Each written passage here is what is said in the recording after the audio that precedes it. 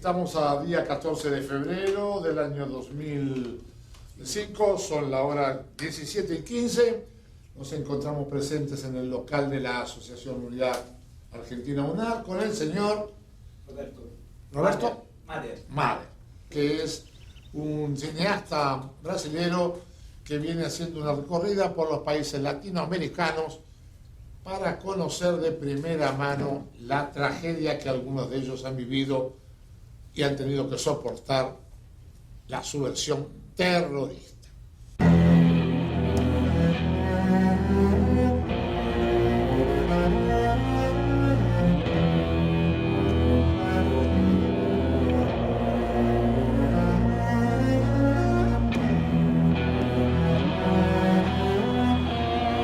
Nos anos 70, os militares tomaram conta da América do Sul.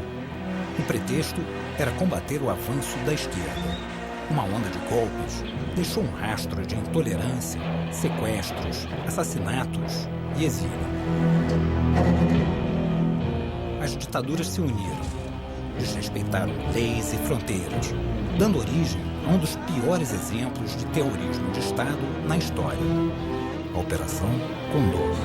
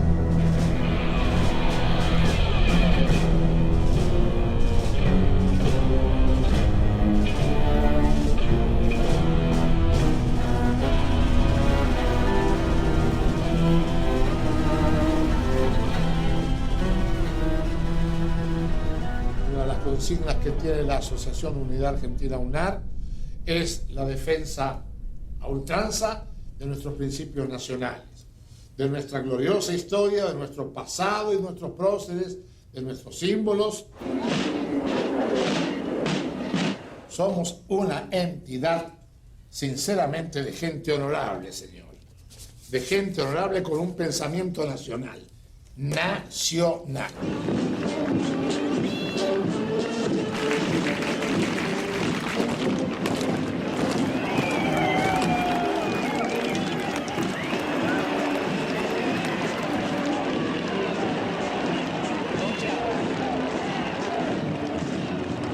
Yo tengo un hermano desaparecido, tengo un hermano que peleó del otro lado, chico inteligente, el menor de los varones, y un día hizo así, cambió, y hablaba mucho conmigo, y el cambio estaba orientado psicológicamente y de manera muy fundamental al odio al padre.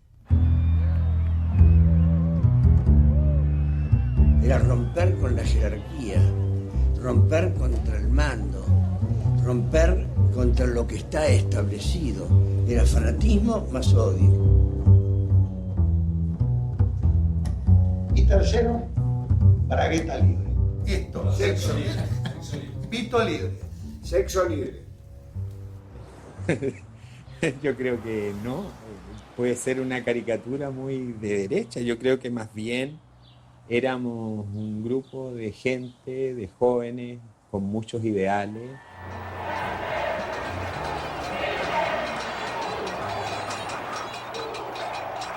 Era tan evidente esta crisis social que se vivía, que indudablemente el postular una sociedad mejor no era nada novedoso. Al contrario, yo creo que la gente joven tiene muy claro estos blancos y negros, indudablemente es muy maniqueísta en ese sentido, el joven en general.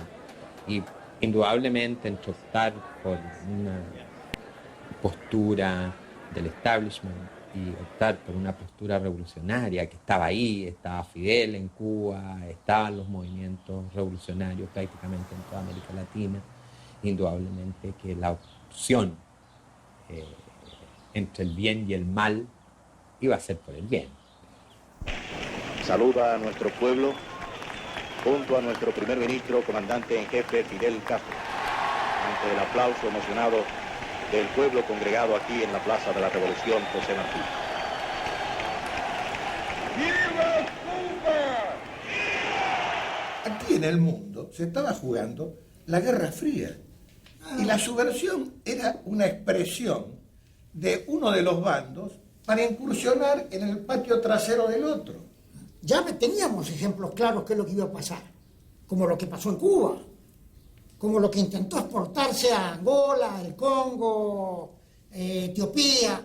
Entonces, señores, estaba jugando contra otras ideas. Já é problema de ideias. O presidente João Goulart assinou os decretos da Supra e da encampação das refinarias de petróleo. No comício da Central, Jango anunciou a decretação do tapelamento dos aluguéis. Estejam tranquilos, que em breve esse decreto será uma realidade. Os discursos do Brizola são terríveis. Fecha o Congresso.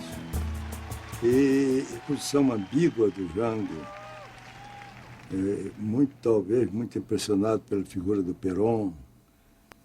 Eu achava a democracia ameaçada. E nós nos preparamos para nos opor a um golpe. Atenção, Brasil! Atenção, Brasil! Atenção, Minas Gerais!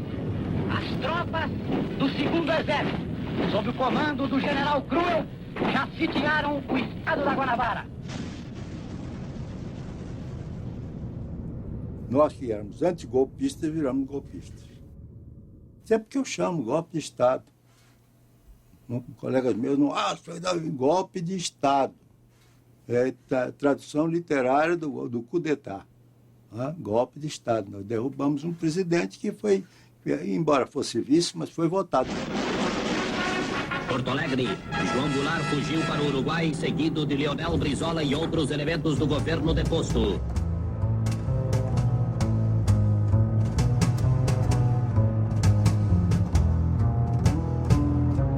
Nós nos preparamos já agora para fazer o que depois se definiu como uma frase. Vamos almoçá-los antes que eles nos jantem.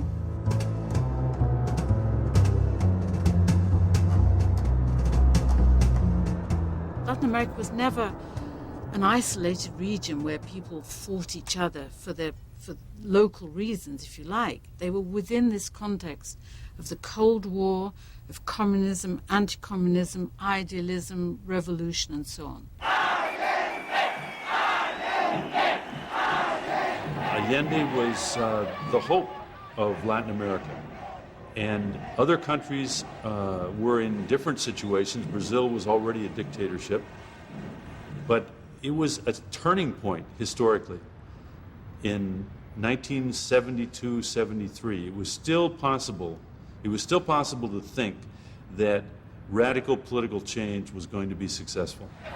And the Allende experiment was socialism with democracy, but very heavy state control of the economy for the purpose of redistributing income.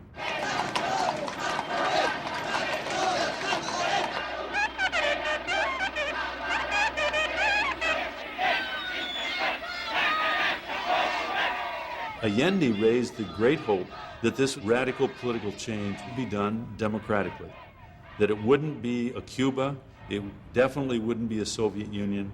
This would be, as they said at that time, this would be una revolución con empanadas y vino tinto.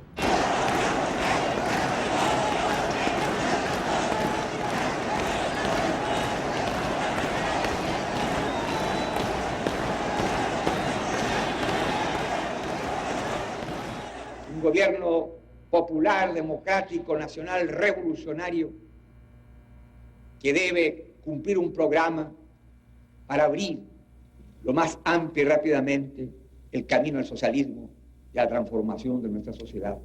¡Nacionalismo!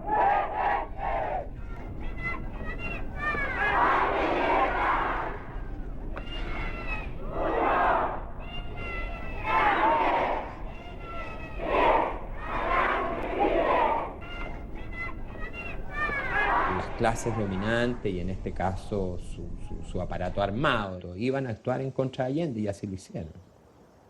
Conspiraron de 1000 maneras en contra del gobierno de Allende. Fue así, señores empresarios, para que a contar de ayer martes de las 0 horas se paralizaran los servicios de todo Chile. Se organizaron grupos de derecha que empezaron a desarrollar actividades de sabotaje en contra del gobierno de Allende e indudablemente que empezaron a trabajar también a las Fuerzas Armadas. Que se acuse constitucionalmente al presidente y lo saquen el 21 de mayo mismo, porque tiene destruido, molido, y este es un gobierno corrompido y degenerado, señor, degenerado y corrompido, inmundo. Comunistas asquerosos tienen que salir todos de Chile. Los ricos jamás van a tirar para nosotros. Y todo lo que tenemos nosotros ahora lo tenemos por el gobierno de ahora.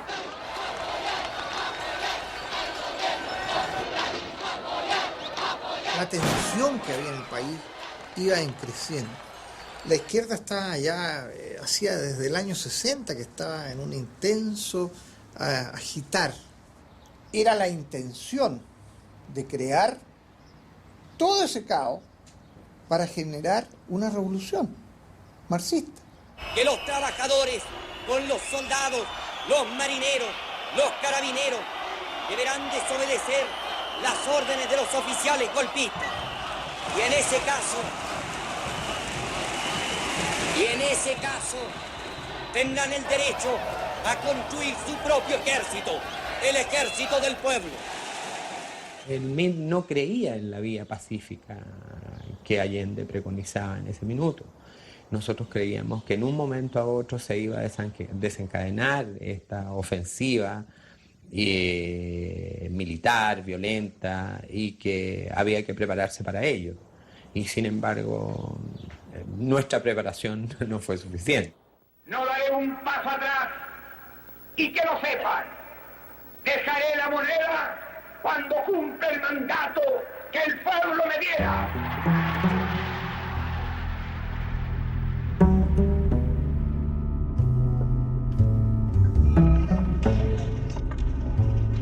Desde las 10:30 horas se ha requerido rendición de Salvador Allende. El Palacio de la Moneda deberá ser evacuado antes de las 11 horas. A las 11 de la mañana hay que atacar la moneda porque este gallo no se va a entregar.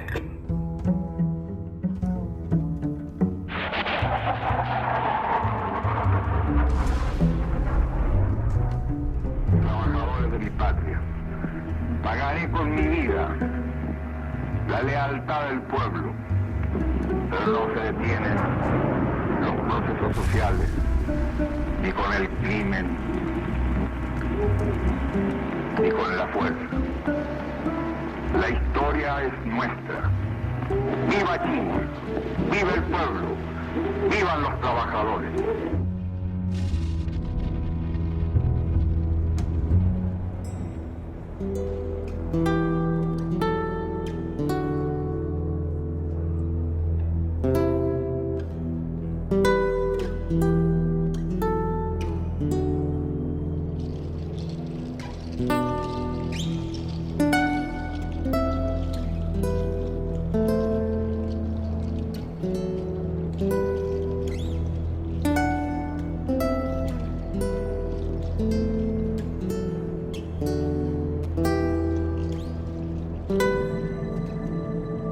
Tenemos la certeza de que la enorme mayoría del pueblo chileno está dispuesto a luchar contra el marxismo, está dispuesto a extirparlo hasta las últimas consecuencias.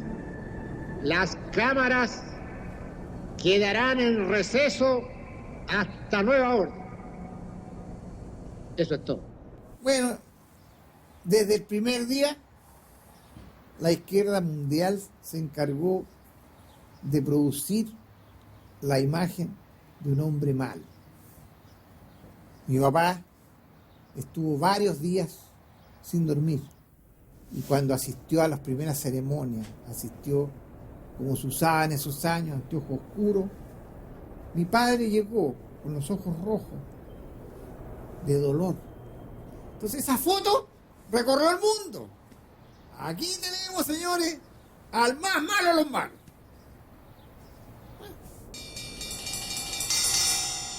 Se va a aplicar la ley marcial a toda persona que se le sorprenda con armas o explosivos. Va a ser fusilado de inmediato, sin esperar juicio sumario ni sumario.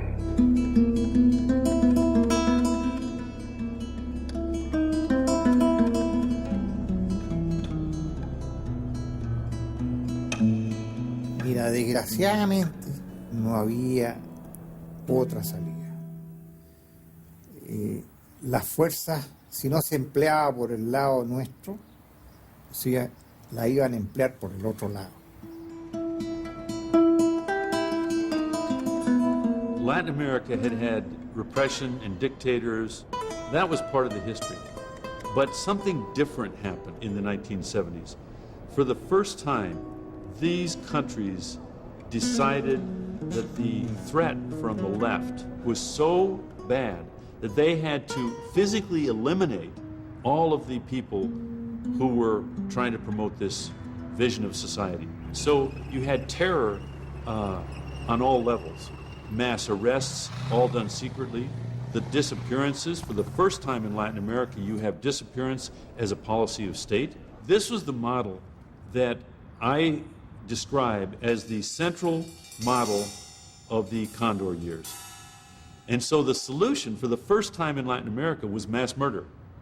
There's no other word for it. It was mass murder.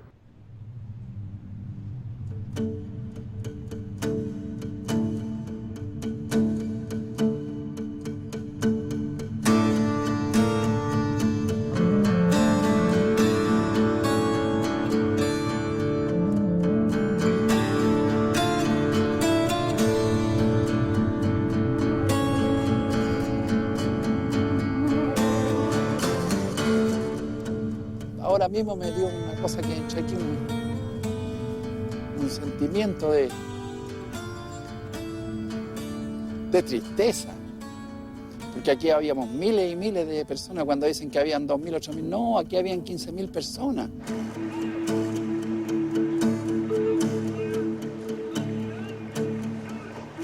Ahí nos torturaban, nos pegaban, nos ponían corriente. A las mujeres las tenían en la piscina. No solamente las torturaban, les pegaban, sino que las violaban.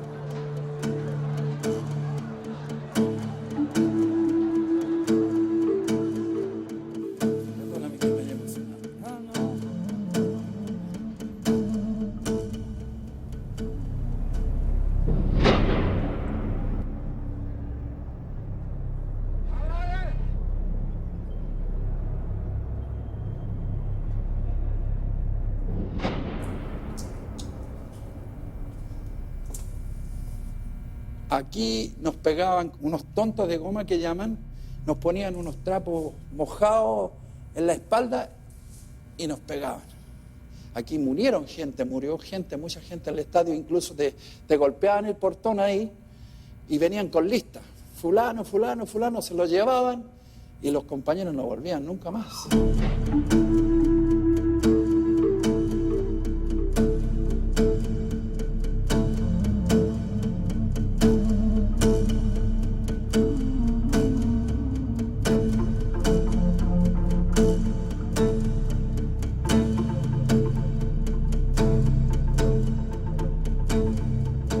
Las marcas que tengo son de los pies, pues mira, allá donde me colgaban.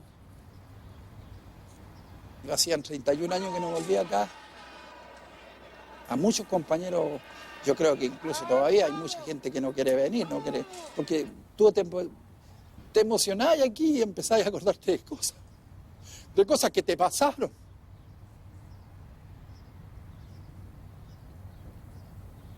¿Cómo nos trataron?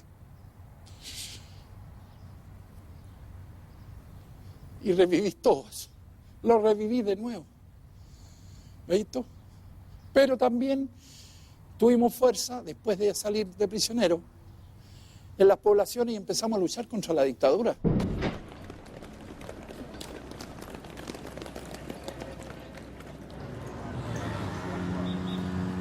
Eu estava no Chile como exilado durante o golpe militar. Então, quando houve o golpe militar, nós fomos para a Embaixada da Argentina nos refugiar. Alguns foram presos. E esses presos que estavam no Estádio Nacional vinham notícias por diversas fontes, né, de que eles estavam sendo torturados por oficiais brasileiros, que a polícia brasileira estava no Estádio Nacional ajudando a polícia chilena. Né? Eles estavam procurando brasileiros, que havia muitos brasileiros exilados, estavam ajudando os chilenos, que já havia experiência de montagem de operações de repressão aqui no Brasil. E estabelecendo já os primeiros contatos em torno de troca de informações, que mais tarde se materializam, né, num sistema mais frequente na Operação Condor. The most important military influence on the Latin American countries was the American Army. There were tens of thousands of Latin Americans trained at the School of the Americas in Panama at that time.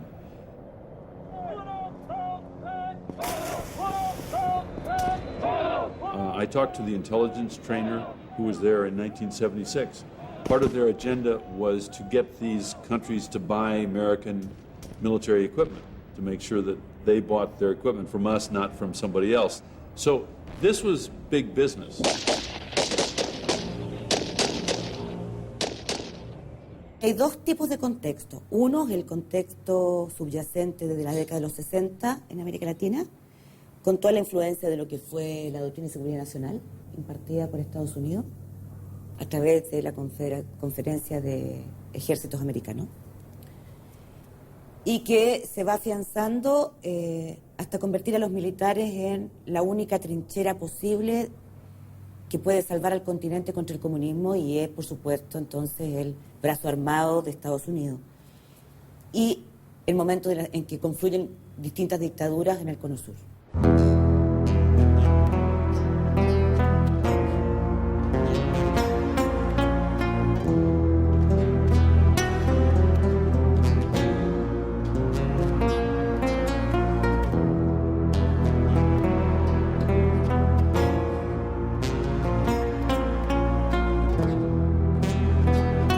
No hay otro momento en que hayan confluido en tantos países de América Latina tanto poder concentrado en ello.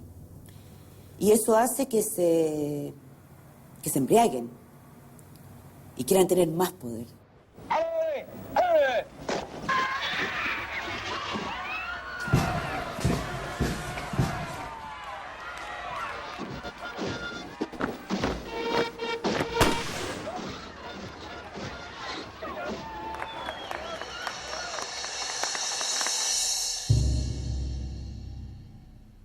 Mira, esto, por ejemplo, los países centroamericanos, este es de persas, estos son argentinos y uruguayos. ¿Hace mucho tiempo que coleccionan? Bueno, no mucho tiempo, bueno, hace 30 años. Hace 30 años. Hace tiempo. Hace 30 años. Y ahí ya, cuando hace un día general. ¿Qué sientes cuando ves las fotos hoy? Bueno, siento pena de lo que está pasando. Siento pena.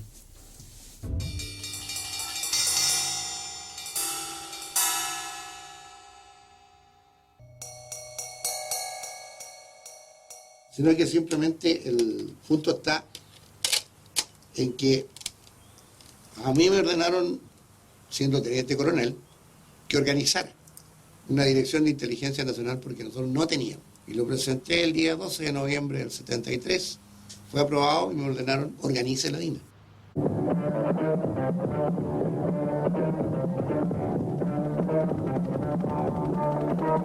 Amparados en enfermizos fanatismos ideológicos, se enfrenta a la sólida amalgama de valores, espíritu de sacrificio de un grupo de hombres que con claros ideales, con la misión de neutralizar y destruir la base guerrillera.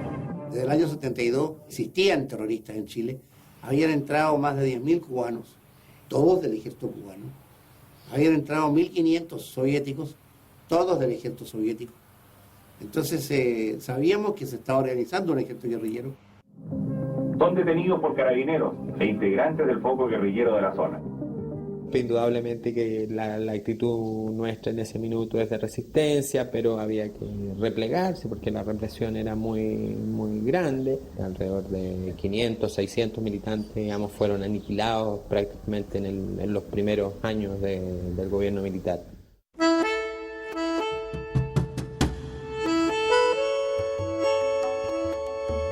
Allá soy detenido. Posteriormente me llevan a uno de los campos de concentración. Bueno, tú tienes las imágenes.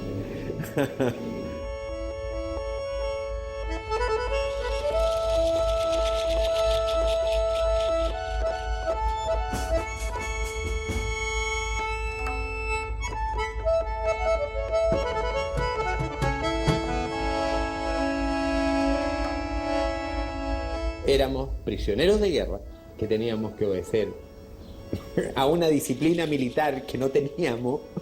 ¿Ah? Adiós, adiós, adiós.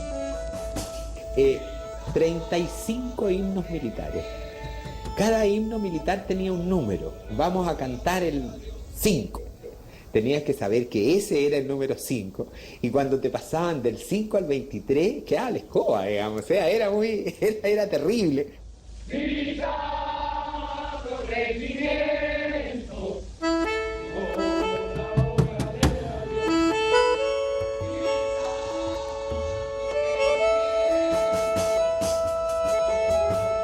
Entonces, claro, no todos marchaban igual, no todos llevaban el paso, y eso era motivo de golpe. Porque el soldado, para ellos, era la máxima expresión de lo mejor que la patria tenía. Eran los soldados, son los mejores hijos. Fue nacido contra la opresión, fue nacido contra la opresión. Y todo, ¡a discreción! Yo viví 2 consejos de guerra en Pisagua.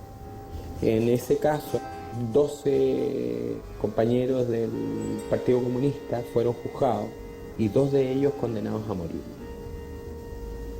Y los acusaban de querer a 12 personas tomarse individualmente 12 sitios estratégicos de la ciudad. Uno de ellos se iba a tomar el regimiento, otro tenía que ir a envenenar el agua, otro tenía que... En fin, o sea, estupideces de esa naturaleza. O sea, de esa guerra estamos hablando. Por eso te digo de que todo esto, de que en Chile había una guerra, es una broma.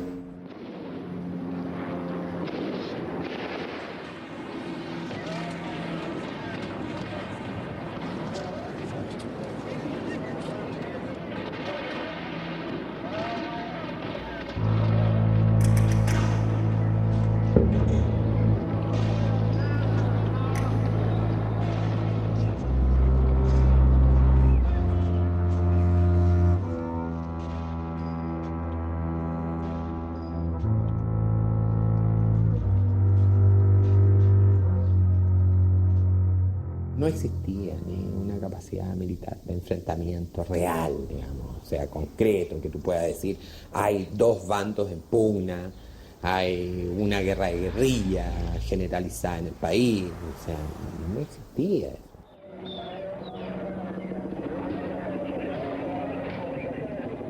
En aquel tiempo, el problema en Sudamérica era grave, porque todos los movimientos terroristas estaban siendo coordinados por Buenos Aires.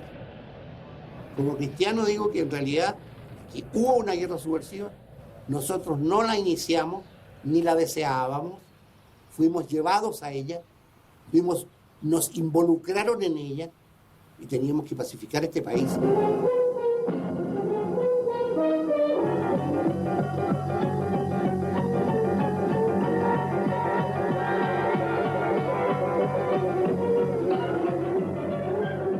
Los combates urbanos con los guerrilleros son así.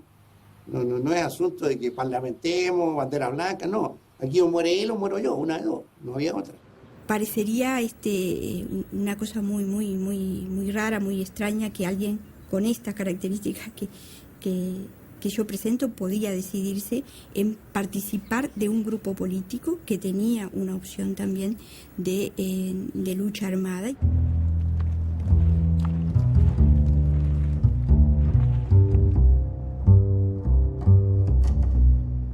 La lucha va a ser con el ejército, con los que tienen las armas en su poder, y por lo tanto asumir de nuestro lado el uso de las armas y de la violencia como un medio inevitable.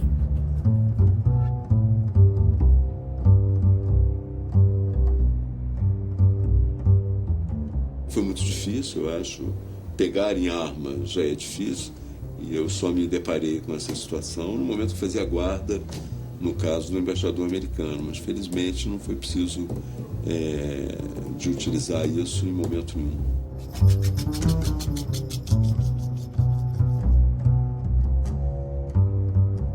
Eu acho que era uma situação limite, né? E que fortaleceu muito a visão de que a resistência pacífica não só era ineficaz, como era até uma forma de cumplicidade. Que era preciso, então, uma resistência eficaz. E que, infelizmente, essa resistência tinha que ser feita com as armas. Había una actitud igual en todos los países, estaban actuando todos igual. Entonces se vio que la Junta Coordinadora estaba funcionando. Esta Junta Coordinadora Revolucionaria del Sur es la que coordinó durante muchos años todos los movimientos terroristas de América del Sur. Tanto los brasileros, los tupamaros de Uruguay, de Bolivia, el MID, el Partido Comunista de Chile, y el ERP argentino, los montoneros argentinos, los coordinaba esta junta. If you look at the evidence of what had happened to those organizations, most of them had been certainly seriously damaged, if not completely eliminated, by the time the military took power. There wasn't a real strong threat. So it was used as an excuse, the idea that the groups were acting internationally. Tema de inteligencia. Aquí tiene España, Uruguay, Ecuador. Y esta la hecha en Argentina, el 77. Y como digo, nada que ver con operaciones. ¿Llamaban Cóndor? No. Nunca se llamó Cóndor. Tercera Conferencia Regional de Inteligencia Nacional. Sí. Ese era el título. Nunca se llamó Operación Cóndor desde el punto de vista como lo pretenden presentar. ¿Cuál es el problema? Muy simple. Lo mismo que hay hoy día, lo mismo que hubo siempre. El sistema de intercambio de informaciones entre los diferentes países. ¿Qué hicimos? Hicimos reuniones de los servicios los jefes de servicios de inteligencia nacionales de los diferentes países que se acoplaron a esto. La primera se hizo en Chile, el año 75. Y entonces, me acuerdo que el delegado uruguayo dice, yo en homenaje a los países que están al lado de la cordillera de los Andes, que era la masa, le vamos a poner Cóndor, sistema de inteligencia Cóndor, no operación. Es muy distinto el decir sistema a operación. Operación es actuar en algo. Sistema es un sistema de informaciones. Cuando alguna vez Manuel Contreras ha dicho de que Operación Cóndor solo era intercambio de información, se está refiriendo al comienzo, cuando se operaba a través de los agregados militares. Pero ya en la reunión de noviembre del 75, que fue avalada por Pinochet, y que es una reunión de Estado, en que se invita a participar a los gobiernos militares de Argentina, de Brasil, de Uruguay, de Paraguay y de Bolivia, ya la coordinación adquiere un nivel distinto. Ahora se trata ya no solo de la información, sino también de la posibilidad de detener a los opositores de los distintos regímenes militares de la época en cualquier país que estuvieran y el intercambio de prisioneros. Washington, urgente, agencia Reuters. El ex canciller y ex ministro de Defensa chileno Orlando Letelier murió víctima de un atentado contra su automóvil. Orlando, él siempre fue partidario de Allende y fue ministro de Defensa durante el golpe militar. Orlando fue llevado a la prisión como prisionero de guerra. Y finalmente fue, después de un año, fue exiliado como un paquete. Volvió a los Estados Unidos porque se dio cuenta de que era más útil contra la dictadura en Estados Unidos. Y eso le ocasionó que el Consejo de Ministros de Pinochet, que firmaron todos ellos, le quitaron la nacionalidad a Orlando. Y después lo mataron. El asesinato de don Orlando Letelier lo cometió la Central de Inteligencia Americana, llámese CIA. I think there's a lot of evidence nowadays that Operation Condor was much, much more than just an intelligence gathering or exchange. It was involved in the assassination, the murder of political opponents.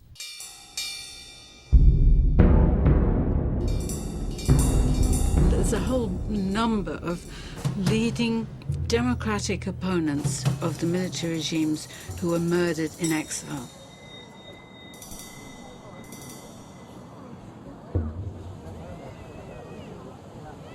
Yo diría que a 30 años del asesinato ya nosotros estamos tranquilas en términos de que sabemos perfectamente qué sucedió. Tenemos la declaración del autor material de los hechos, Michael Townley, que declara que él y su esposa fueron quienes pusieron la bomba. De modo que ahí se queda muy claro, porque además estas personas pertenecen directamente a la DINA y al servicio exterior de la DINA. Townley era un individuo, agente de la CIA infiltrado en Chile. La prensa lo ha convertido en agente de la DINA, pero nunca lo fue. Pero estaba en contacto con la CIA. Era proveedor de la DINA, de elementos electrónicos. Yo creo que hubo agentes dobles. De hecho, trabajó para la DINA y está reconocido que trabajó también para la CIA. Son expresiones evidentes de la penetración norteamericana en Chile, pero no puede decirse que los crímenes cometidos en Operación Cóndor sean todos atribuibles a la CIA. Yo creo que eso también juega en favor de Contreras como una excusa absolutoria para decir, no, todos lo hicieron norteamericanos. Eso no es cierto. The Chileans made a major mistake in thinking that the United States would accept an act of terrorism in the capital of the United States. The investigation began immediately, and it was very vigorous. There's volumes of documents with all of the detail of what Chile did and how they did it.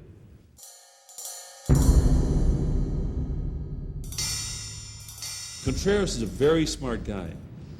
He knew that the left in Latin America would fall right into this trap, and they did.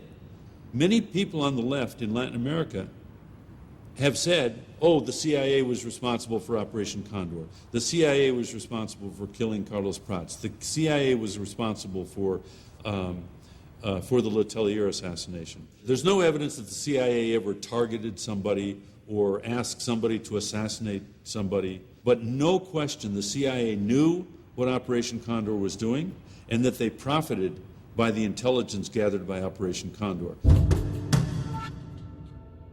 Cuando se desclasificaron los documentos de la CIA, está revelado que hay informaciones del Centro de Operaciones de la CIA en Santiago que informa a Estados Unidos que ha nacido la Operación Cóndor y que su misión es el secuestro y la detención de opositores a los regímenes militares, al punto que hay una reacción de Kissinger que se preocupa y se molesta por los excesos que están cometiendo estas dictaduras militares, y hay una recomendación de Kissinger para que se morigere la acción, recomendación que es subvertida por el Pinochet cuando ocurre el asesinato de Orlando Letelier en Washington. Kissinger did a sort of tour of several countries in 1976, that he had meetings before the official meeting with the Chilean foreign minister, when again he's supposed to have given the green light and said, look, I've got to make a speech about human rights, but, you know, you can do what you like. People like Kissinger seem to have accepted it as a sort of necessary step towards eliminating what they saw as obviously communist threats, left-wing guerrillas and so on. The average person thinks that morality can be applied as directly to the conduct of states to each other as it can to human relations. That is not always the case, because sometimes statesmen have to choose among evils. ¿Este lo sacaste? No, el brasilero. No. ¿De cuándo? Este es del 76. Llegó un día uno de los emisarios ahí, tu amigo de Brasil. ¿Quién? Creo. E o Figueiredo era muito amigo do Geisel. E eu sei de informação que você falou 75. Lembre-se de quando foi a Revolução Chilena. Né? Pouco depois o Geisel foi contratado. E ao que eu sei, teria sido contratado para Condor chegar a essa ação, até o máximo da eliminação dos adversários que poderiam a qualquer momento retomar o poder pelo seu prestígio pessoal. E o Geisel não aceitou.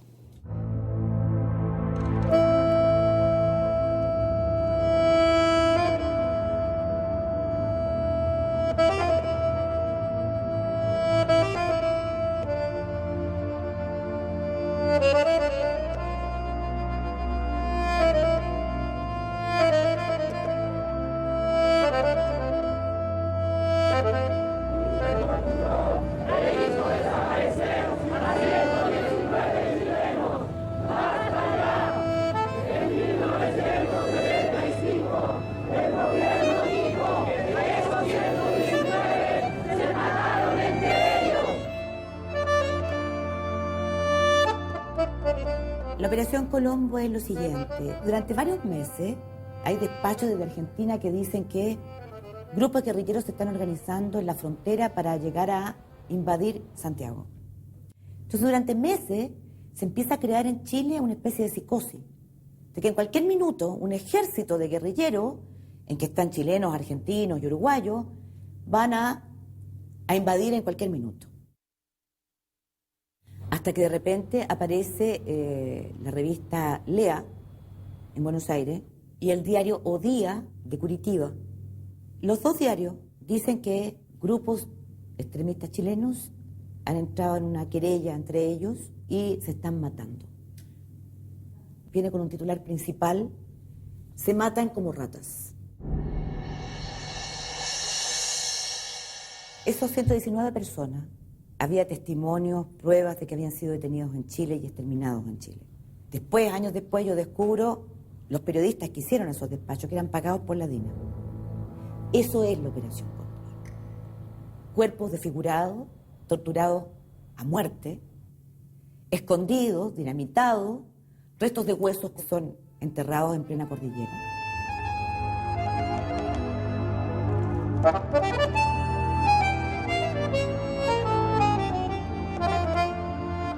Después del golpe de Estado en septiembre del 73, cuando se da el golpe de Estado en Chile, todo el Cono Sur pasa a estar en ese momento bajo dictadura y Argentina es el único país que abre sus puertas además al refugiado político.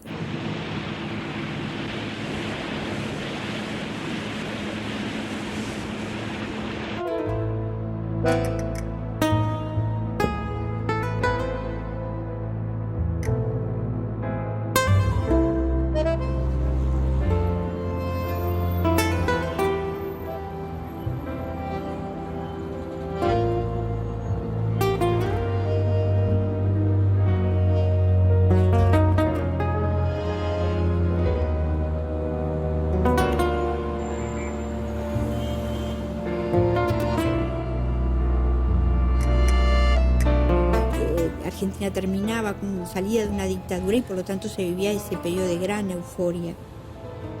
Dejo mi casa, dejo mi familia, dejo mi entorno más inmediato, me voy a la Argentina.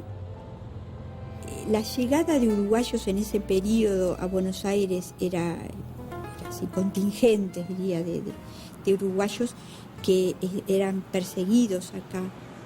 What happened then in Buenos Aires was that you had this huge number of Latin American refugees from the different countries who'd ended up there. The coup there was in 1976. And then suddenly they were trapped by the coup. They couldn't get out. a lot of non-Argentines were also swept up in the repression because the intelligence services of the different countries, they had this sort of captive mass of people there. They could come and pick out who they wanted. Eran las 11:30 de la noche aproximadamente cuando sentimos golpes en la puerta y en ese momento rompen los vidrios y quedamos paralizadas en el momento en que vemos esa entrada de hombres todos de civil con armas largas. Era alrededor de 15 personas. El canastito de Simón había quedado sobre la cama grande, donde me tiran a mí, me empiezan a golpear para arrancarme información. Yo tiendo a agarrar a Simón, me dice que no lo puedo llevar conmigo, que nos van a llevar a un lugar donde él no puede estar y que no me preocupe, que a él no le va a pasar nada. Y hice esa frase que después quedó para recordar que esta guerra no es contra los niños. Ahí nos acondicionan ya para la salida, que va a ser manos y piernas atadas, vendada los ojos, hasta que llegamos a un lugar que es el lugar donde vamos a estar durante 10 días.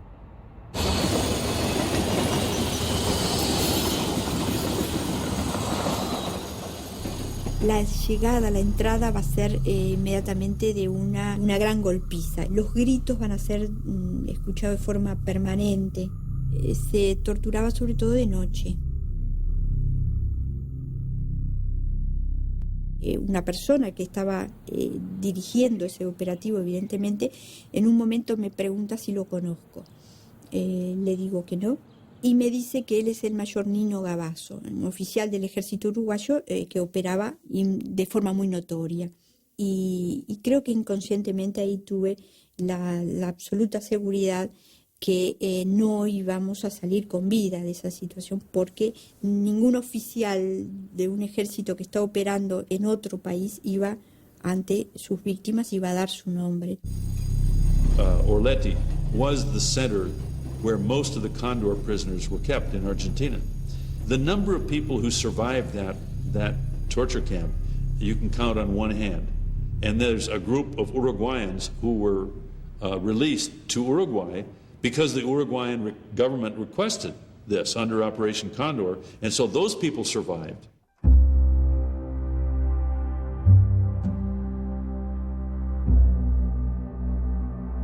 Yo creo que el mundo en ese periodo se empezó a enterar de lo que había pasado realmente en estos países del Cono Sur, lo que había sido toda esa operación Cóndor, toda esa práctica de la desaparición forzada, y en particular lo que había sido el secuestro de niños.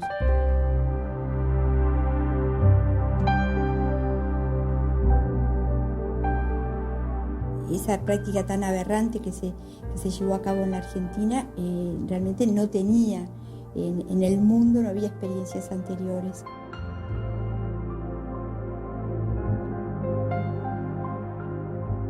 People didn't even believe that, children were disappearing. It took a long time for these, and of course the disappearance, the mechanism of disappearance was so that people wouldn't know what was going on. The coup came in Argentina after years of sort of political chaos, when people on both left and right were being killed.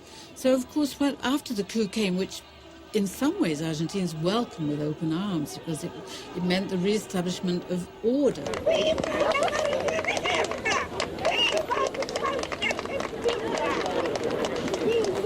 So a lot of people thought the coup was a good thing, the military in charge was a good thing. And so again, they didn't believe all the stories about disappearances.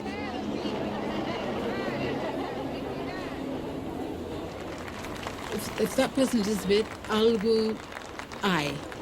They must be involved in something, must be guilty of something, otherwise it wouldn't disappear. So the Argentines followed the principle that their operations had to be so secret that people couldn't know what they were doing, and you couldn't have survivors. In the case of Chile, you have probably no more than 5 to 10% of the people who were arrested were killed. And that's a very important observation, because in Argentina, you have just the opposite. You have fewer people arrested overall, but a tremendous proportion of those, perhaps as high as 50 to 80% of those who were brought into custody, are killed.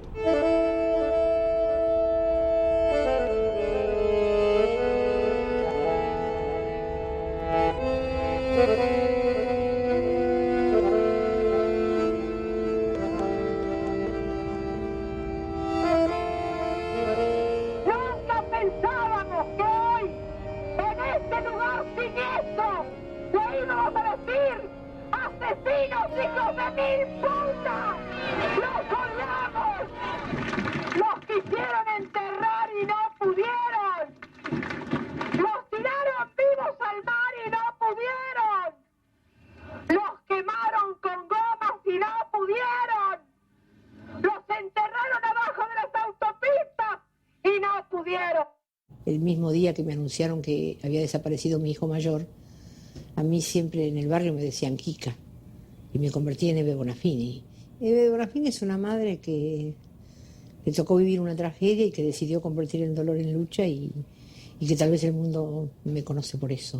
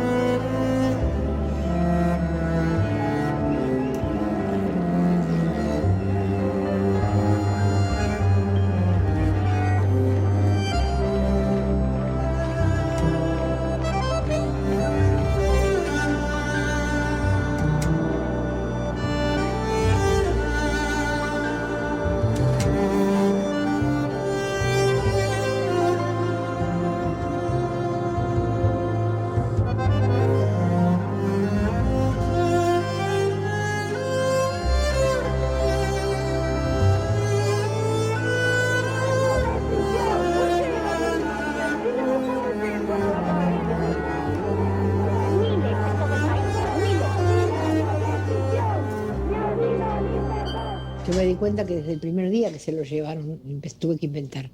Primero porque no había nadie que te hiciera un habeas corpus. Después porque mi hijo me dijo, mira mamá, se puede hacer en cualquier papel. Y nosotros habíamos comprado factura, cortamos un pedazo del papel y ahí escribimos el primer habeas corpus. Nosotros, sin saber, porque no había un abogado que te escribiera una raya, ni que te dijera cómo se hacía. Pero además porque nadie veía nada. No tenés más ningún pariente, no tenés más ningún amigo, no tenés más nada, porque ya sos la madre de los terroristas.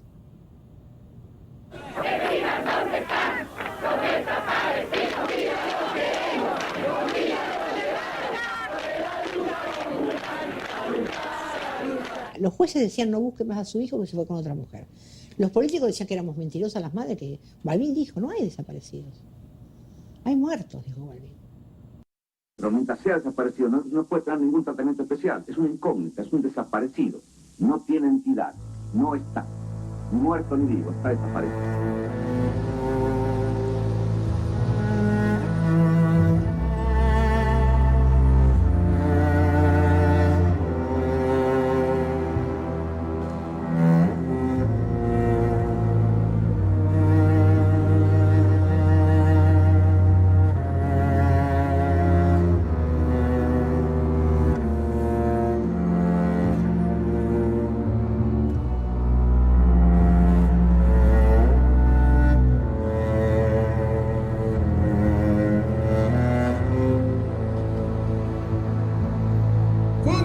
Na Argentina se tornou mais cruel, quando a luta armada na Argentina foi definhando, muita gente veio para o Brasil.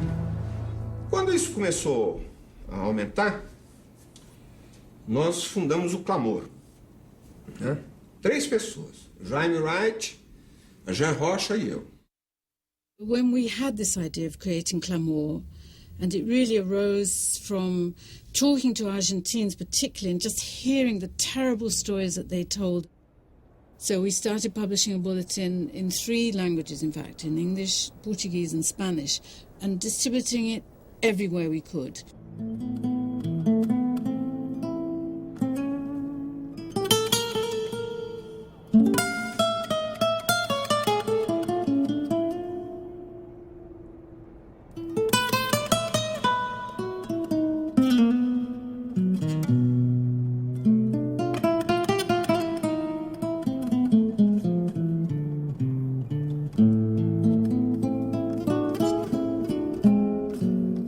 Participé en exactamente una operación que se le daba el nombre Cabe de Zapato Roto.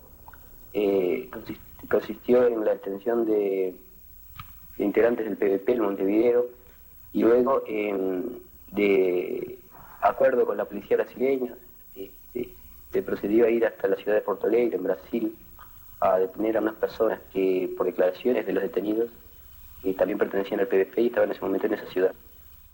Well, Lilian belonged to a Uruguayan political party, the Partido de la Victoria del Pueblo, which was a left-wing party. She's working in Solidarity, and that's why she came to be in Porto Alegre, which was near to Uruguay.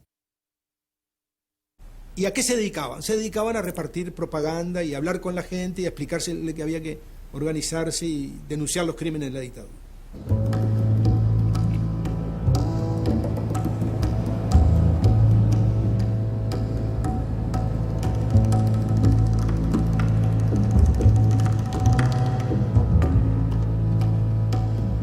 Habían unas camionetas con muchas personas armadas y ahí nos trasladan, y a mí me suben con mis hijos a una van, nos hacen poner boca abajo. Para mí lo que estaba pasando era mucho más grave que la muerte. Porque en definitiva ahí estaban mis 2 hijos boca abajo en una camioneta rodeado de metralletas.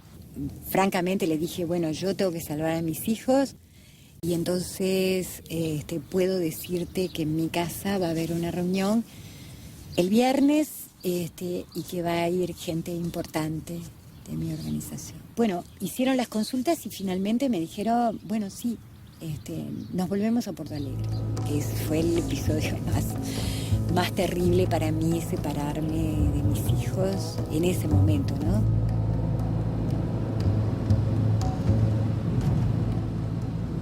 Después que llegamos a Montevideo, los niños fueron trasladados a un apartamento que la compañía posee en el centro de Montevideo, por la calle Río Negro. Ellos quedaron ahí hasta que posteriormente fueron entregados a sus abuelos, ¿no?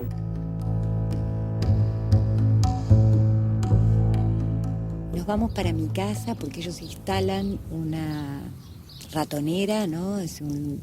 Bajan todas las cortinas y ahí nos quedamos en mi casa. Además, yo tenía muchas evidencias de que algo irregular estaba ocurriendo, porque ella no llamaba ni aparecía. Mi primera idea fue colocar algunos testigos que tuvieran algún tipo de impunidad, que pudieran actuar allí, algún tipo de inmunidad más bien. Entonces lo llamé a Luis Claudio Cunha, que era en ese momento jefe de redacción de la revista Bella en Porto Alegre. No dia 17 de novembro de 78, eu recebi telefonema de alguém falando espanhol, relatando que casal e 2 crianças haviam desaparecido do seu apartamento. Chegamos até a porta do apartamento 110 e apertamos a campainha. A porta se entreabriu e apareceu o rosto de uma jovem morena, magra, o olhar apavorado. E a porta foi escancarada e apareceram 2 homens, cada um com uma pistola enorme. Nos colocaram dentro de uma sala, semi-escurecida. Parecia que eu era mais um uruguaio ali dentro. Porque quando eu falei em português pela primeira vez, opa, o que está vendo? Nós somos jornalistas da revista Veja. Eu percebi uma certa hesitação. E o suposto chefe da operação, quando ele voltou mais amável. Aí ele disse, não, isso é problema de estrangeiro ilegal no país, contrabando, essas coisas, né? Vocês entendem. Volvemos otra vez a la delegacia de policía, pero pasan las horas y finalmente volvemos a Uruguay. Bom, na segunda-feira, a gente foi até a polícia para levantar as informações oficiais sobre o que havia acontecido Foi na federal e lá o delegado disse que desconhecia a operação. Não sabia de nada. Na polícia estadual, o DOPS também negou, disse que não sabia de nada. Bom, naquele momento se instalou em nós uma dúvida. Opa, está todo mundo negando um negócio que a gente viu, notoriamente feito por policiais, portanto a coisa é mais grave do que aparentemente é. Então, a partir daí, a gente começou a tratar de um caso que cada vez mais reforçava a ideia de sequestro. Houve um certo momento em que a polícia redigia nota oficial desmentindo tudo que a gente investigava, e a cada nova mentira que a polícia divulgava, dava mais elementos para que a gente investigasse.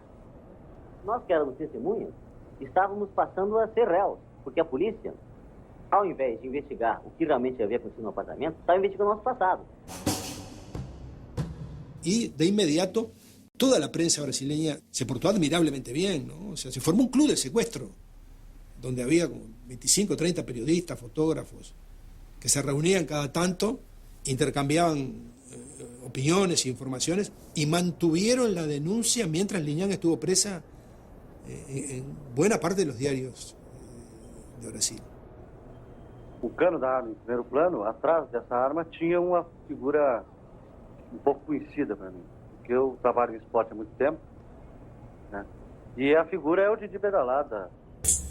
Descobrimos depois de um tempo que ele estava trabalhando na polícia, depois de ter deixado de jogar futebol. E pela primeira vez a gente conseguia daí trazer a investigação para dentro do apartamento e identificar um personagem que era policial, e um policial brasileiro, mostrando que as pessoas que estavam presas no Uruguai haviam saído daqui com a colaboração brasileira. Isso era importante, porque mostrava a conexão Brasil-Uruguai na operação. En esa época nosotros no nos imaginábamos que eso formaba parte de un plan maestro donde había un acuerdo suscrito por las cúpulas de los ejércitos y que tenía por lo tanto el aval de los dos gobiernos centrales. En noviembre de 1978, la gran campaña de solidaridad desplegada por la Fuerza Democrática de Brasil y del mundo entero impidió que Lilian Celiberte y Universindo Rodríguez passaram a engrossar a lista de desaparecidos. O caso Lilian Celiberte e Universindo Dias foi a primeira vez que nós pegamos em flagra uma operação deles, mostramos para o mundo e eles não tiveram como se defender e salvamos a vida dos dois.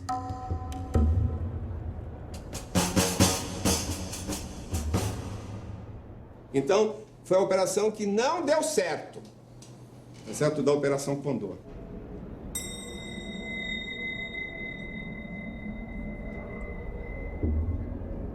Quando líder do presidente Figueiredo, surgiu uma história da prisão da moça da Libeli, como é o nome? Lilian Celiberte. Liberte. E aí, o Brossard foi para a tribuna, imediatamente atacou. Eu pedi informações ao diretor-geral da Polícia Federal, ele me disse, não é verdade, eles foram presos na fronteira. Todos os dados aqui, eu fui para a tribuna e fiz. Anos depois eu vi que é o contrário. É que eu desmenti uma coisa pensando que eu estava desmentido e eu é que estava mentindo.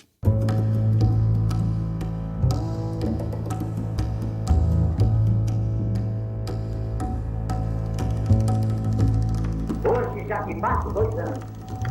E Dona Lilian tem que dar respostas a esses mesmos netos. Por exemplo, a Francesca de 6 anos que me pede. Vovó, por que mamãe está presa?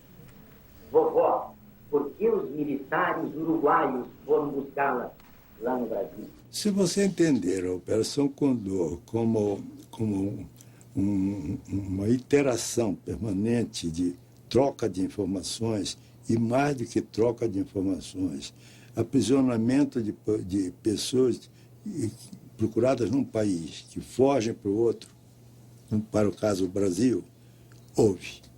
O caso da Liliberte, foi preso no Brasil. Foram presos no estado do Rio Grande do Sul e mandados para o Uruguai. Tanto, se alguém prendeu essas pessoas que não deviam nem ter grande significação, é porque a troca de informações chegava ao ponto de troca de presos. De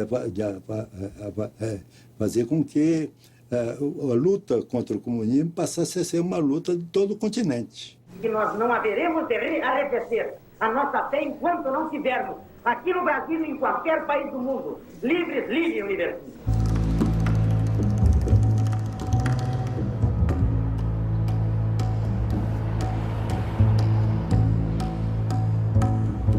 Que es el encuentro con Francesca cuando ella viene del cumpleaños de la salida de prisión. Durante algunos años tuve que luchar contra lo que significaba el reencuentro con un hijo adolescente al que yo prácticamente no conocía y que él no me conocía. Reencontré cuando salí de la cárcel, que había cosas que había perdido que nunca las iba a poder recuperar, ¿no? Es decir, nunca iba a poder recuperar la infancia de mis hijos, que yo siento como sociedad, como parte de esta sociedad, una deuda con mis hijos en particular, ¿no? Porque bueno, en última instancia, ellos tuvieron que pasar 5 años sin madre. Y los militares que hicieron eso no pasaron un día adentro de una celda.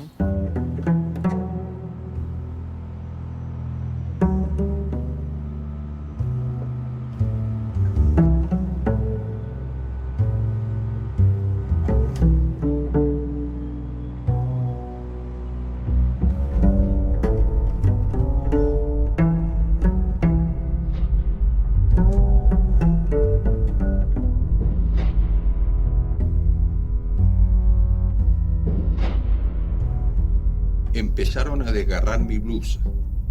Me introdujeron un electrodo en la vagina y comenzaron a darme corriente con otro electrodo móvil. Este es el testimonio prestado por la doctora Sheila Cassidy en la Comisión de Derechos Humanos de Naciones Unidas situada en Ginebra.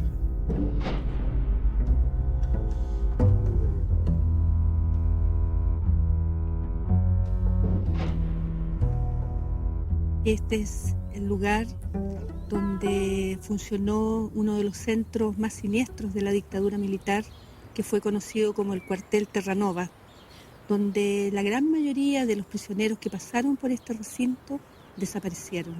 Este era un lugar de la muerte, yo quiero partir por ahí. Por lo tanto, uno sabía que aquí no existía. ¿Qué significa eso? Que cuando uno estaba aquí, las autoridades desconocían que lo tuviesen detenido. Entonces nosotros cuando ya nos decían que algún amigo que estábamos en Villa Grimaldi sabíamos que estábamos desaparecidos. Y aparte de eso, aquí atrás ustedes ven lo que se denominaba la torre. Ahí se aplicaba el pau de arar en la parte de abajo y tenían presos a las personas en unas, que en realidad no eran calabozos, eran una especie de jaula, se levantaba una tapa de madera. Estábamos como animales. Solo se podía permanecer en cuclillas. Nos sacaban nada más que una vez al día, generalmente de noche, para hacer nuestras necesidades. Los que no aguantan se hacen ahí mismo y deben pasar revolcados en la mierda. Estar en esos cajones es una verdadera pesadilla. El objetivo de él es quebrarte. El objetivo de él es deteriorar tus convicciones. El objetivo es transformarte en un colaborador, en hacerte cambiar de bando, en definitiva. O por lo menos transformarte en una cosa.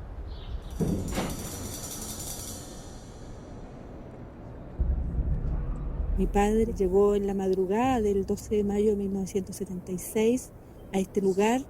Posteriormente nosotros fuimos visitadas en nuestra casa por agentes de la DINA que fueron a amenazarnos a nosotros a la casa y a decirnos que no siguiéramos buscándolo porque según ellos en ese momento nosotros ya molestábamos demasiado y que si seguíamos nos iba a pasar exactamente lo mismo que a él.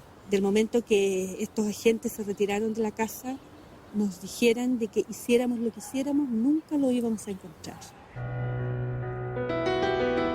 Esas palabras a mí se me quedaron muy grabadas y me han acompañado hasta el día de hoy porque se ha cumplido en el fondo lo que ellos nos dijeron, que producto de no ceder a esas presiones, de no abandonar la búsqueda, nosotros nunca lo íbamos a ver.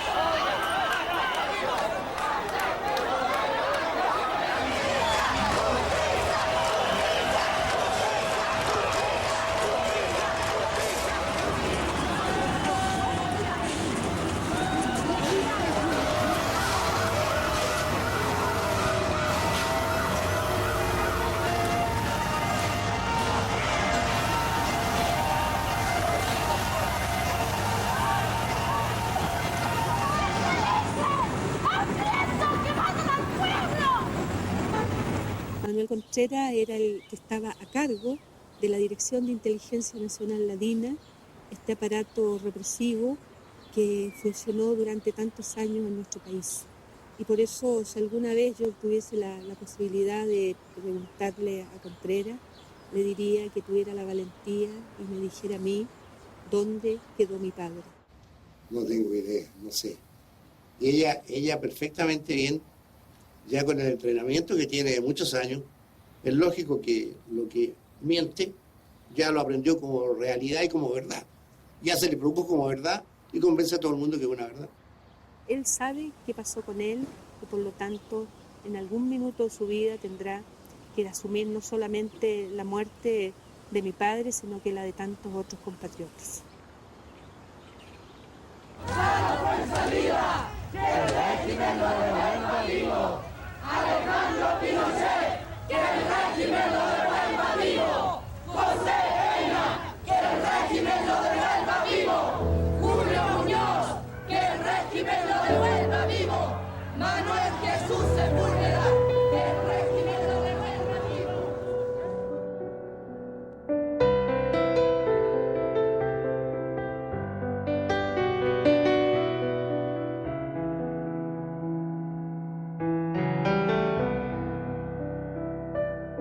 The mass murder was not just mowing people down and bodies all over the place. It was the fear that you would just disappear.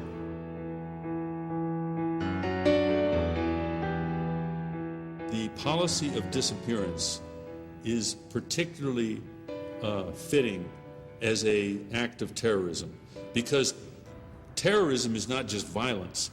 It's violence that's intended to create fear, terror, dread in the lives and in the minds of the people who survive.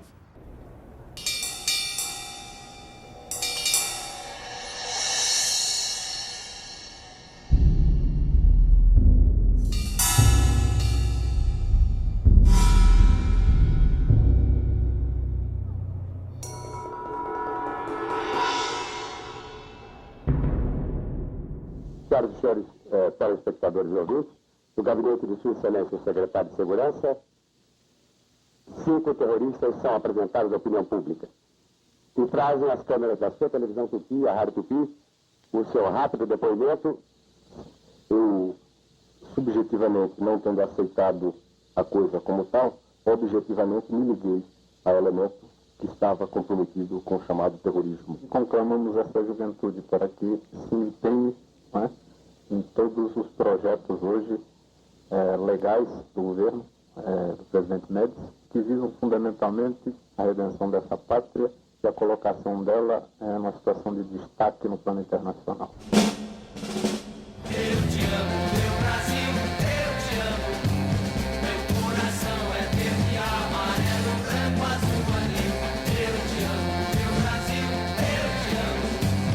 Ninguém segura a juventude do Brasil.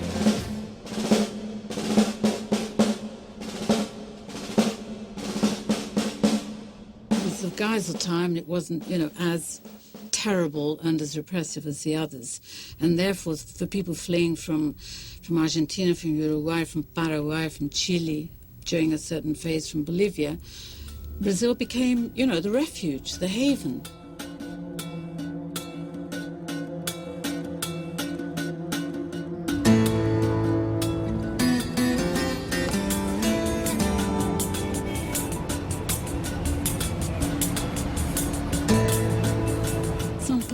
Did in fact play a very central part in receiving exiles and refugees from all the countries of the Southern Cone which had military dictatorships. The fact that Dom Paulo Evaristo Arns was the Archbishop of São Paulo, and Dom Paulo, if you like, threw open the Curia to all these people who were flooding in. So people headed for São Paulo because they knew that they would find help here, they would find advice, they would find support, whatever.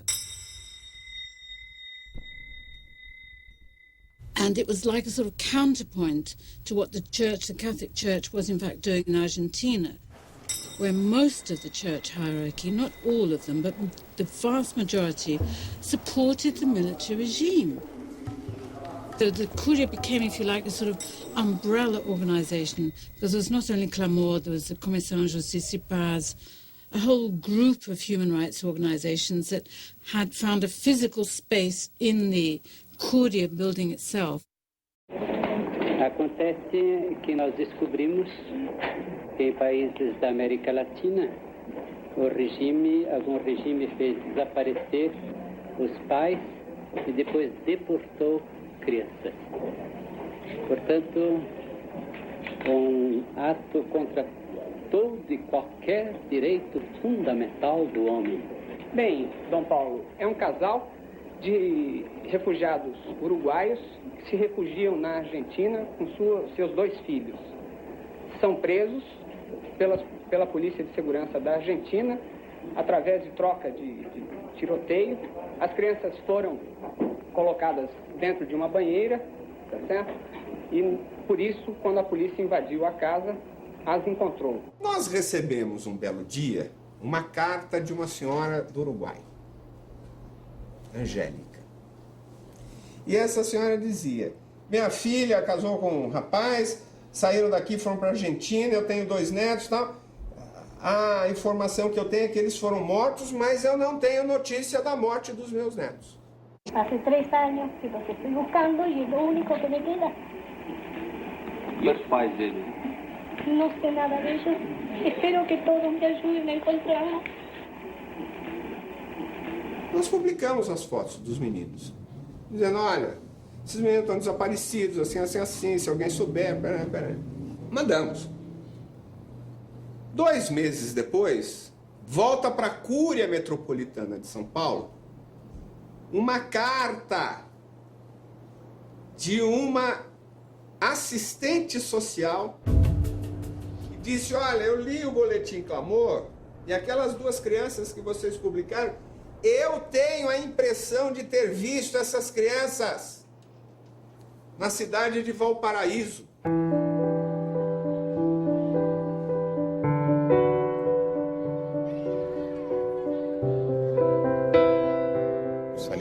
Calecita, una rueda de carrusel, habrían más por allá también. En el verano a veces se colocan por allá también. Pero son menores, no eran como en ese tiempo que eran mucho más, era una plaza de juegos. Tengo flashes que quedaron de aquella época, mis papás tirados en el piso, con un milico apuntándole, fuego de un arma de fuego que de repente la vimos mientras estábamos escondidos con mi mamá. Mi mamá tenía a mi hermanita en brazos, yo estaba de la mano. Ella tenía 1 año y medio, yo tenía casi 4.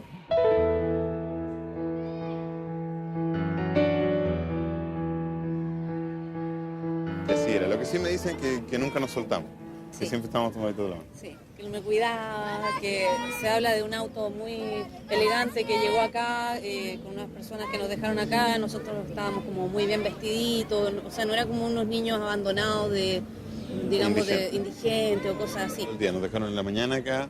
Pasó toda la tarde y ya cuando se estaba haciendo de noche, como ahora, el dueño se preocupó, el dueño de los juegos, la persona encargada de los juegos, no sé quién era, y ahí ve que nadie nos viene a buscar y llama a Carabineros.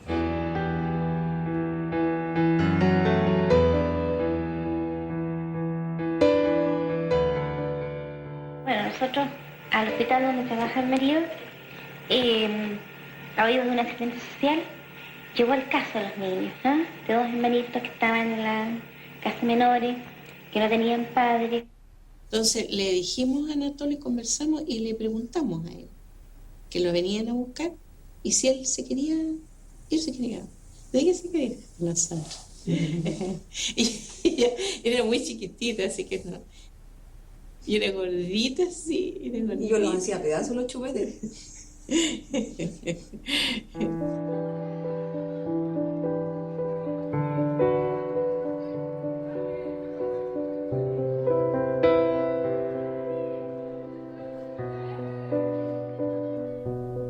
Cuando nos íbamos a venir, entonces ella no quiso quedarse. No se quiso quedar. No se quiso. Mami, papi, vamos. Y se agarró, se tomó hacia el cuello mi esposo. Y bueno, me pasaron una ropa, una cosa, una mamadera, algo así. Y partimos con ella.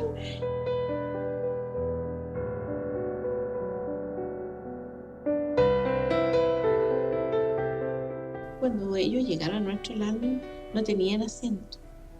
Nosotros pensamos que eran algunos chilenos, chilenos que habían tenido que irse del país, o sea, pero nunca nos dijeron de qué nacionalidad. Eso no nos dijeron nunca nosotros.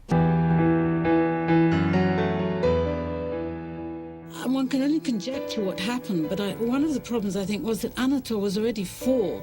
Anatol knew who he was. Anatol knew his own name. He knew his sister's name. He knew his parents' name. He'd seen his parents being killed or wounded, at least. This is one of the reasons why they decided to take them all the way, when you think about it, all the way over the Andes, to a completely different country, to Chile. Nobody would connect them with what was happening in Argentina and Uruguay. Nobody would suspect that they could be the children of people who disappeared. São Paulo falou assim, eu quero que o Luiz vá para o Chile. Vão lá nessa cidade, vão lá nessa praça, vamos ver se a gente acha. Pegamos o avião, fomos para o Chile. 3 horas da tarde nós batemos na casa. Atende a senhora, atende o marido. A gente entrou, se apresentou. Os dois com cara fechada. E nós fomos tranquilizando. Nós não viemos buscar as crianças. Nós viemos dizer a história das crianças. Olha, vocês têm que conhecer a avó das crianças. Mas o marido não quis conversa. O cara foi duro conosco. Ele chegou a dizer que ele era amigo do regime. Y ahí nos contaron todo, así de golpe y porrazo. O sea, nos fueron narrando todo lo que había pasado, todo, quién eran, de dónde eran, lo que había ocurrido, todo. Nosotros no nos imaginábamos alguna cosa así. No nos imaginábamos. Depois a gente voltou para São Paulo, chamamos a abuela, Dona Angélica, e falamos, encontramos. Milagre. And then finally Angelica, the grandmother, was taken over to Chile to have a meeting with the... And of course, but I mean, 3 years had passed by then. Sí, porque mi abuela, por desgracia, no tenía ninguna mención en psicología, así que cuando llega, lo primero que hace es que me separa. Dice, yo soy tu abuela, de verdad, y tus papás son estos, y me muestra las fotos, y tú vivías en Uruguay. Y me cuenta toda la historia en una playa. Há condições dos seus netos voltarem para sua casa? Creo que es lo lógico, con todo el dolor que me duele mucho ocasionarle a los padres adoptivos. Veremos cómo vamos a congeniar de forma que ellos no los pierdan del todo tampoco. La abuelita venía como dijéramos, a lo mejor, después de decir, ya, yo ahora voy, los traigo. Y los traigo. Pero no era así, o sea, no era porque está arraigado los sentimientos nuestros.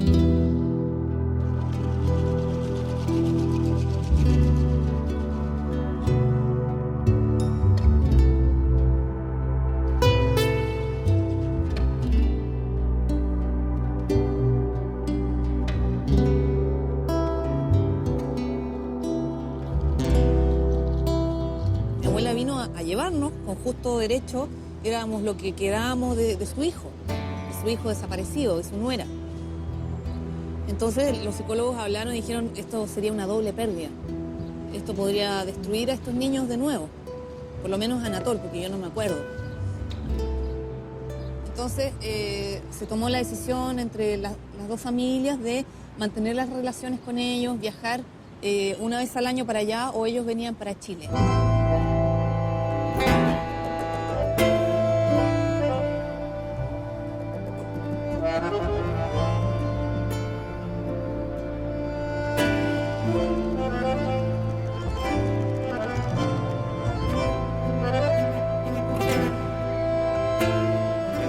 Muy difícil esa primera visita de Anatola acá, en Montevideo, Uruguay, encontrarse con su familia y acompañado de, en ese momento, que cumplía su rol de padre.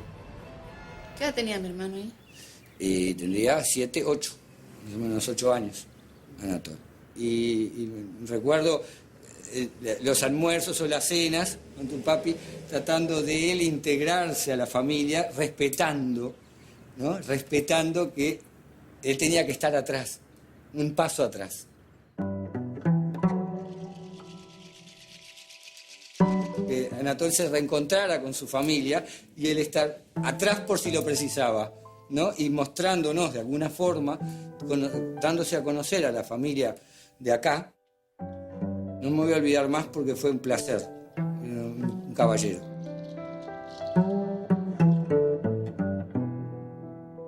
Porque en ese momento justamente ellos notaron la posibilidad de perderlos y entonces se abrieron totalmente con nosotros a que no se imaginaban la vida en ese momento sin ellos. Lo cual no dejó margen de dudas. Ese era el lugar donde estaban mejor y que iban a estar mejor. Y creo que sigo diciendo que no nos equivocamos. La prueba, hoy por hoy, la tenemos acá.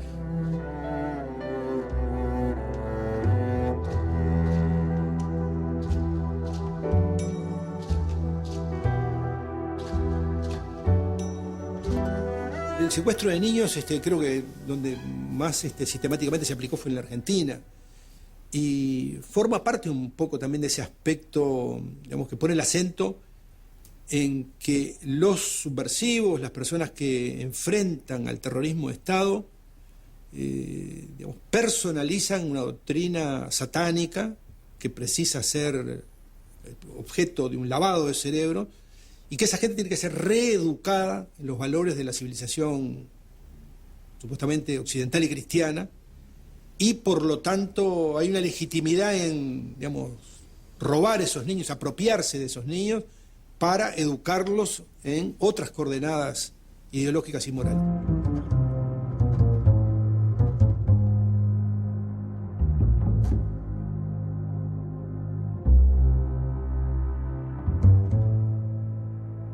Esa foto fue la que recorrió el mundo en alguna medida. Era el único dato que nosotros teníamos para buscar a Simón, ¿no?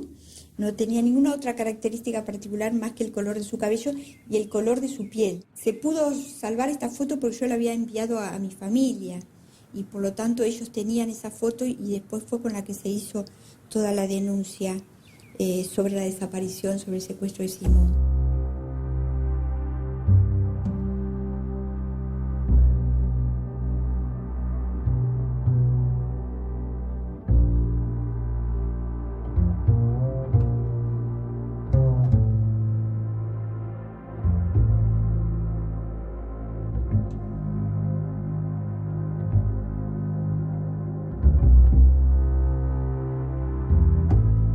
Fueron 25 años. No es fácil encontrarse con un hijo que por más que sea su hijo es un hombre de 26 años, la edad que tenía cuando nos encontramos.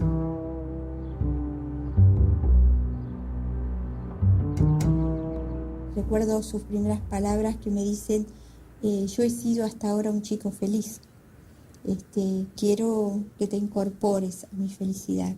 Lo que dice, nos cuentan que, bueno, acá hay dos víctimas, una soy yo y otra es esta mujer que está tantos años buscando. Por el lado de Simón estaba viviendo lo que era el conocimiento de toda esa su nueva historia de vida. Estaba tremendamente golpeado y dolorido por el engaño, por la mentira. Yo en un momento sentía como que había perdido a una familia, pero aún a nosotros no nos tenía. No nos conocía, no se podía vincular. Proveníamos también, estábamos en lugares muy distintos. Él era una familia de policías, de gente que había estado actuando en el mismo régimen dictatorial. Nosotros éramos las víctimas. Estas fotos son de un muro en la ciudad de Montevideo que la gente lo hizo de forma espontánea cuando tuvo la noticia de que había aparecido Simón. Sentirse que tienen dos nombres, dos historias, dos fechas de nacimiento, dos vidas, porque Simón me dijo del primer momento, a mí llámenme Simón, a mí no me afecta eso. Yo sé que para ustedes ese nombre tiene un sentido. Él desde el primer momento pidió que se mantuviese reserva sobre su identidad. Creo que cuando llegue el momento en que él esté preparado para afrontar el salir la órbita pública, creo que yo me voy a dar cuenta de antemano. Pero, ¿y si llega ese momento? Porque no siempre quiere decir que llegue.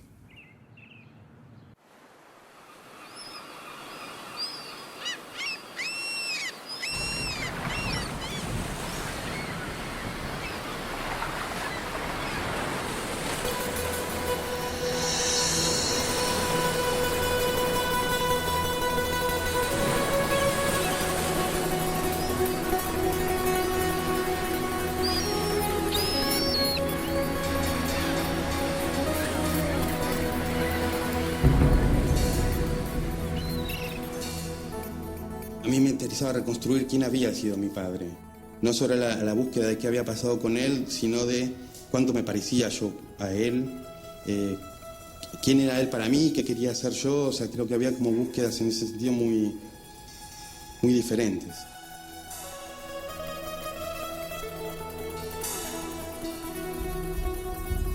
Para mí era muy importante en algún momento intentar saber qué había pasado con él. No casualmente yo empiezo a trabajar en la investigación de mi documental sobre hijos. Sentía que era importante poder reflejar en una película el proceso de nuestra búsqueda. Dar cuenta de esto, de nuestros propios recorridos, de cómo cada uno de nosotros pudo hacer con las figuras de su padre, con lo que implicó la militancia como peso, como una cosa muy presente en nuestras vidas.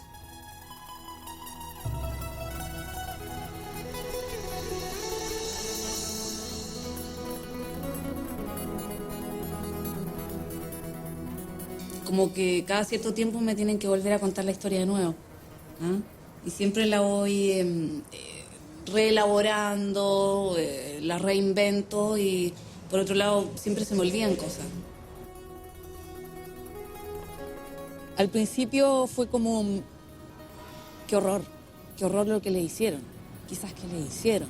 La fantasía de no saber te genera muchos fantasmas, o sea, quizás a mi mamá la abusaron, o a mi padre cuánto tardó en morir, cosas así como que a uno se le dan vuelta. El no saber es peor que saber.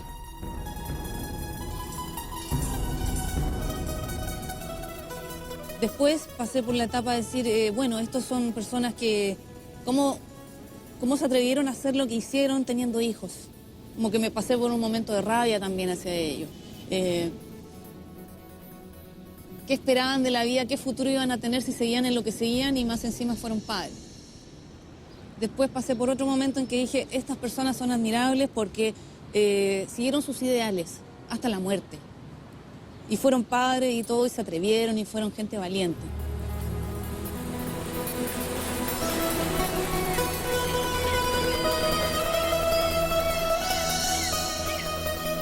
When they tell you I'm not a prisoner, don't believe them. They'll have to admit it someday. Believe them.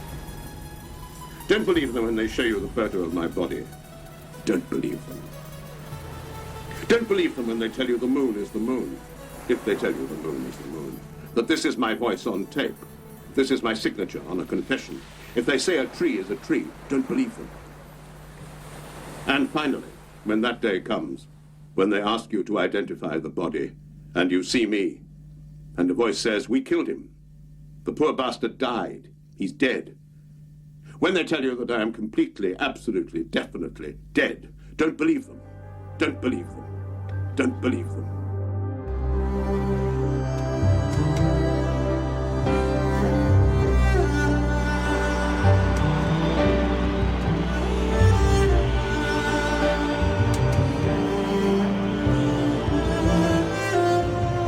Quiero decir, chicos, a nuestros hijos también les gustaba el rock. También cantaban y eran felices, tenían sueños y esperanzas. Pero se guardaban un poco de rebeldía para la lucha.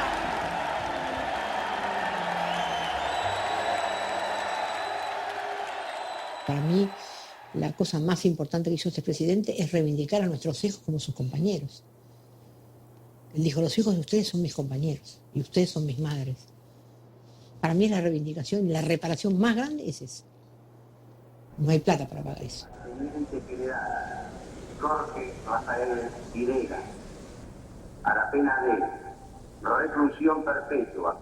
Evidentemente creo que Argentina pasó por momentos tan ciclotímicos, ¿no? Por un lado, ni bien vuelve la democracia al juicio, a las juntas, encarcelan a los principales responsables, después progresivamente las distintas leyes de impunidad. El punto final y la obediencia debida son leyes que ponen los políticos para perdonarse ellos. No solo perdonar a los militares, se perdonan ellos. Se perdonan los jueces, un poquito cada uno, y bueno, ahora ya está todo bien. Listo.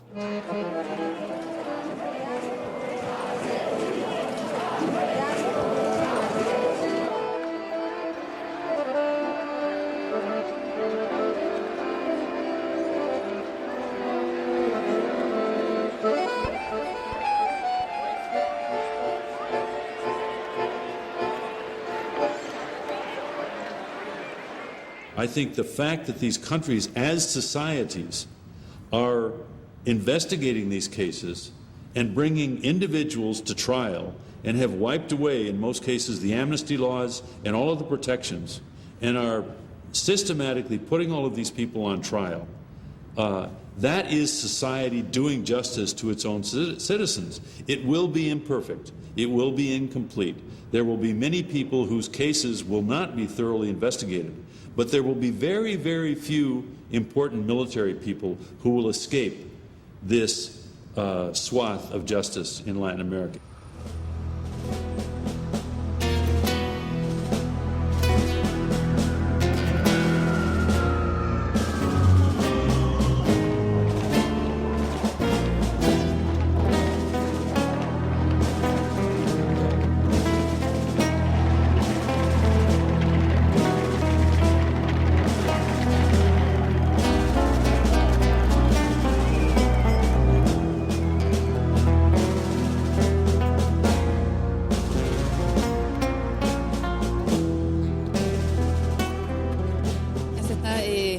Pidiendo perdón, se está reestructurando esta historia perdida, se está hablando de lo que pasó, se está reconociendo mucho.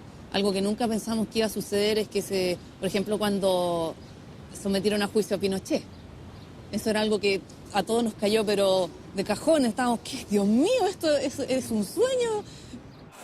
México más fuero, gracias por venir. Pinochet está cercana y el pueblo está feliz.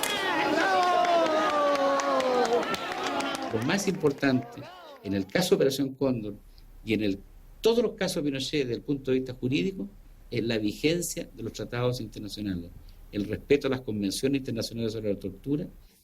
Y concluyo con esta afirmación: el culpable y el responsable de su propio procesamiento es el mismo Pinochet, porque Pinochet el 20 de septiembre de 1973 dictó el decreto ley número 5, que lo hizo para justificar los consejos de guerra, y dijo: a partir de hoy el estado de sitio se entiende estado de guerra interno. Al decir eso, incorporó los convenios de Ginebra. ¿Y qué dice el artículo 3º común de los 5 convenios de Ginebra? Dice: ningún delito cometido contra prisioneros de guerra puede ser amnistiado nunca. Y justamente de la posibilidad de perseguir a Pinochet 30 años después de delitos que de acuerdo a la ley común estarían prescritos efectivamente, es porque gracias a los convenios de Ginebra los crímenes contra la humanidad no prescriben. Não, eu acho que a gente caminhou, a América Latina caminhou, mas teve país que andou mais que a gente, no Brasil. No Uruguai, as pessoas estão sendo presas. O comandante da ESMA na Argentina foi obrigado a pedir desculpas ao povo argentino do que tinha feito a sua arma e a repressão durante o regime militar. No Brasil, foi uma anistia acordada, em que os repressores se auto-anistiaram, no primeiro artigo da Lei de Anistia de 79, e nós fomos convivendo com jeitinho. Mas esse jeitinho hoje não fecha a ferida. Nós não abrimos arquivos, nós não encontramos desaparecidos, nós não soubemos o que aconteceu na guerrilha do Araguaia. São feridas abertas, que continuam abertas. O Brasil não virou essa página. Essa página, para mim, foi virada e não foi aceita. Quando eu fui defender a anistia, e fui o líder do Figueiredo, a anistia, o Figueiredo teve essa frase muito interessante que eu guardei. Passarinho, você vai falar por nós, não fale em perdão. Nós não estamos perdoando, porque o perdão pressupõe arrependimento. E eu não quero que eles se arrependam do que fizeram. Eu quero apenas que esqueçam. Vira a página da história do Brasil e daqui para frente. Eu fiz um discurso para o Marcos Freire. Esqueçamos os nossos mortos. Não esquecem até hoje.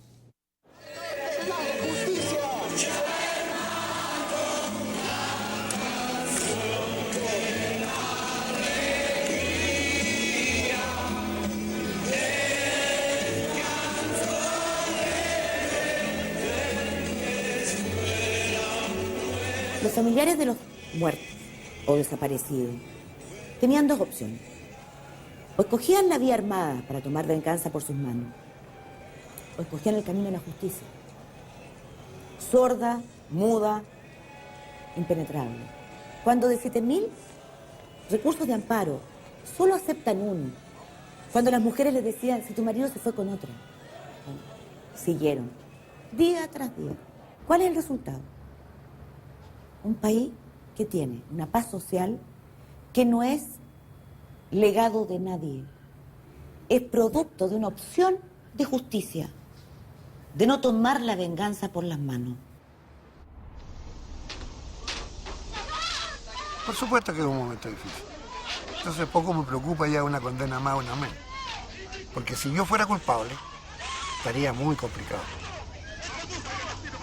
Yo tengo 228 procesamientos o condenas. Nunca me han probado nada.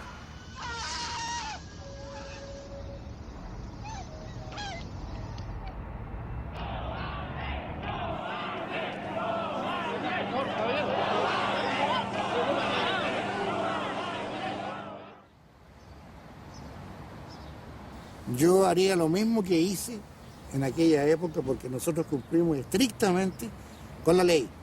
Porque resulta que como dependíamos del presidente de la República directamente, teníamos que atenernos estrictamente al decreto ley que ordenó lo que deberíamos hacer.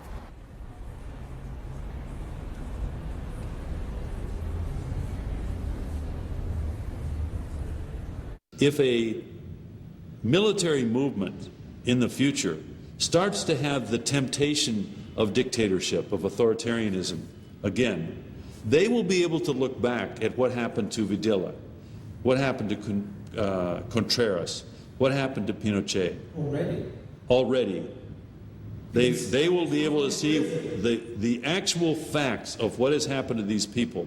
They are in prison in many cases, in many countries, and they are persecuted by justice until they will be in their grave, in the case of Pinochet. And I think that that's a very important lesson for any future megalomaniac who might want to do the same thing. Escucha, hermano mío, lo que digo en este canto, no ninguna mierda de la gente que ha muerto, la gente desaparecida. ¿Dónde está? Por favor, Pinocho, tienes que responder ante la justicia, los tribunales. No somos espejismos, pero sí existimos. Por la sangre derramada de todos los latinos. En la medida en que toda la basura se saque debajo de la alfombra y nosotros, Argentina y el resto de los países de Latinoamérica, empiece a poder convivir con el horror que fue, ¿no? Porque digo, el horror es parte de nuestra vida y parte de nuestra historia y es algo que todos nosotros, con lo que todos nosotros vamos a convivir. Entonces yo creo que en la medida que yo, vos y todos como sociedad puedan empezar a convivir más armoniosamente con ese horror, se va a poder construir otra cosa. O decir, bueno, esto es lo que somos, esto es lo que nos pasó, nosotros tenemos una parte que es una mierda y otra parte que no, pero la mierda es parte nuestra. A mí me pregunta mucha gente por qué doy estas entrevistas, por qué me expongo. Y la verdad es que esto tiene que ver con la intención mía de dar a conocer que esto pasó, porque acá en Chile hay gente que todavía dice que esta operación nunca existió, que es un cuento, pero aquí estoy yo soy la que me pasó y a mi hermano, no, esto pasó y nos pasó a nosotros.